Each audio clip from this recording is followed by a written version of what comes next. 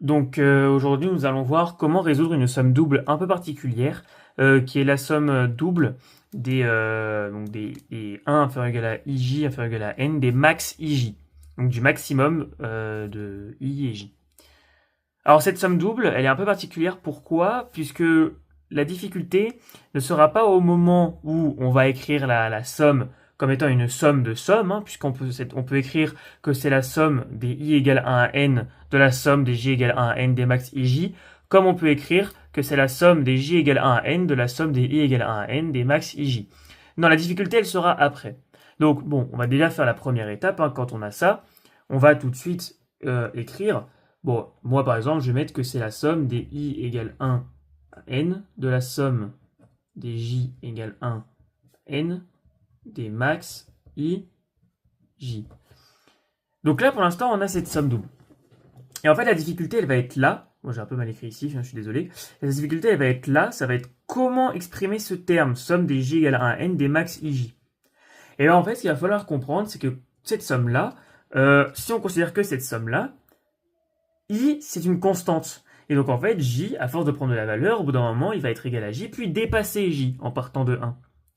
Et donc en fait, maintenant qu'on sait qu'on est avec une fonction max, eh bien, il va falloir séparer la somme en conséquence. Donc en fait, ça va être égal à la somme des I égale 1 à N de la somme des J égale 1 à quoi?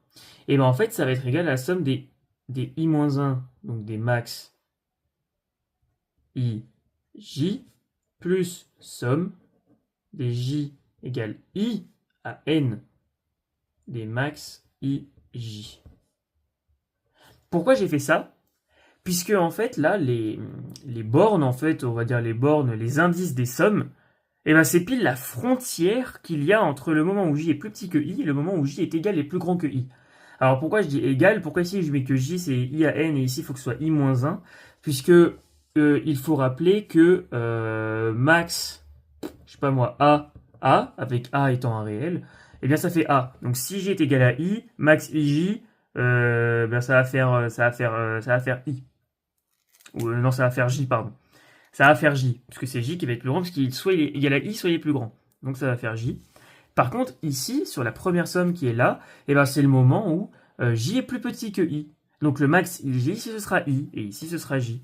Et donc en fait, on se retrouve tout simplement avec la somme des I égale 1 à N, de la somme des J égale 1 à I-1, pardon, à I-1, de I, puisque c'est I qui est plus grand, plus la somme des J égale 1 à N, des J égale I à N, des J. Et voilà. Et maintenant, on se retrouve avec des sommes qu'on peut calculer, hein, tout simplement. Ici, je peux simplifier encore, hein, ça fait I égale 1 à N. Alors là, maintenant, c'est juste du calcul de somme lambda. Ici, on peut factoriser par I puisque l'indice c'est J, donc I est une constante. Ça fait I fois la somme des J égale 1 à I-1 des 1. Et donc ça va faire I-1, donc I facteur de I-1. Donc I facteur de I-1 plus. Et là, alors là maintenant c'est le moment où il va falloir compter. Alors on rappelle que ce sera ici ça va pas faire n moins i ou n plus i. En fait ça va faire n moins i plus 1 facteur de n plus i sur 2. Parce que c'est là, donc on a une formule, hein. Si on rappelle la formule, la somme des k égale p à n des k, ça c'est n moins p plus 1 facteur de n plus p sur 2. Donc c'est une formule qui peut être prouvée par récurrence d'ailleurs, hein, bref. Donc en fait ici on va bien et bien voir n-i plus 1 facteur de n plus i sur 2. Et maintenant, en fait, il n'y a plus qu'à développer et puis à calculer. Mais en tout cas, on a exprimé cette somme double, donc qui pouvait paraître compliquée avec une fonction max, par une somme qui est tout à fait calculable. Bon bah alors là, c'est parti, on va la calculer, hein. Donc ça, je vais la séparer en deux sommes pour simplifier les calculs. Donc c'est la somme des i égale 1 à n des i carré moins i, plus 1 demi de la somme des i égale 1 à n des n moins i plus 1, facteur des n plus i.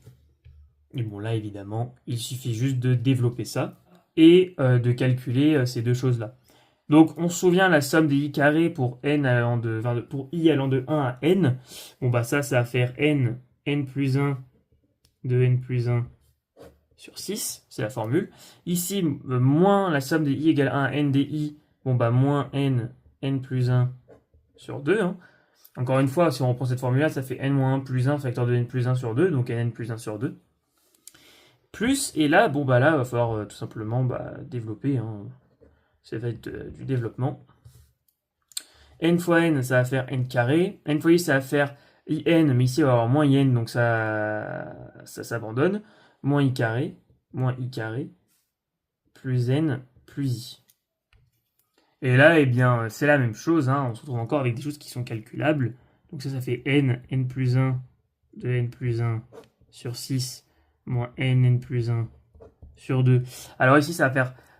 Ici, si on considère que cette somme-là, on va pas pouvoir factoriser par n carré, donc ça va faire n carré sur 2 fois la somme des i égale 1 à n des 1.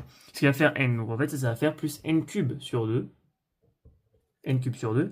Moins i carré, alors ça va faire moins 1 demi, la somme des i égale 1 à n des i carré. Donc tout simplement, moins 1 demi, bon, fois la somme des i égale 1 à n des i carré. Donc moins 1 demi fois n plus 1, de n plus 1 sur 6. On voit déjà qu'il y aura des factorisations qui vont se faire. Ici, la somme des n, somme des 1 demi de la somme des i égale 1 à n des n, ça va faire n sur 2, somme des i égale 1 à n des 1, et donc ça va faire plus n carré sur 2, hein, tout simplement, n carré sur 2. Et ici, maintenant, plus 1 demi de la somme des i égale 1 à n des i. Bon, bah là, c'est cette somme-là, c'est la somme des k quand ça va de 1 à n, hein, donc c'est plus 1 demi fois n plus 1 sur 2. Bon, maintenant, il suffit juste de tout factoriser et tout même sous le même dénominateur, hein, c'est du calcul. Et maintenant que vous vous retrouvez avec ça, après une petite factorisation, il n'y a plus qu'à mettre sous le même dénominateur. Hein. Donc ici, on peut réécrire n plus 1 de n plus 1. Bon, en fait, on va, voilà, moins 3n plus 1 plus 6n cube plus 6n carré, et le tout sur 12. Maintenant, vous développez le tout. Ici, après développement et factorisation, ça donne 8n cube plus 6n carré moins 2n, le tout sur 12. En divisant le tout par 2, on obtient 4n cube plus 3n carré moins n, évidemment, sur 6. On peut factoriser par n, ce qui nous donne 4n carré plus 3n moins 1 sur 6. Ce qui, après factorisation, nous donne le résultat final de n facteur de n plus 1, facteur de 4n moins 1 sur 6. Et nous avons donc calculé l'expression générale de la somme double suivante. Hein, donc on peut écrire en conclusion, quoi. Conclusion. Quel que soit n appartenant à n, la somme des 1 inférieur ou égal à i, j inférieur ou égal à n des max i, j va être égal à n plus 1, 4n moins 1 sur 6.